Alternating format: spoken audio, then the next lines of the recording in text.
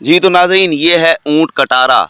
ये ऐसी जड़ी बूटी है, इसको आम ना समझा जाए। इसका नाम ऊँट कटारा इस वजह से है क्योंकि ऊँट इसको बकसरत और ख़ुशी से खाता है, लेकिन ये इंसानों के खाने की काबिल है।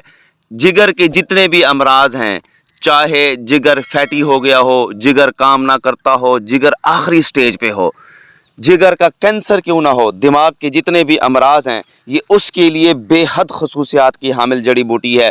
इसको जो है ना 5 से 7 मरतबा अर्क के गुलाब में इसको भिगो के रख लिया जाए। जब ये खुश्क हो जाए, इसको फिर पीस के पाउडर कर लें।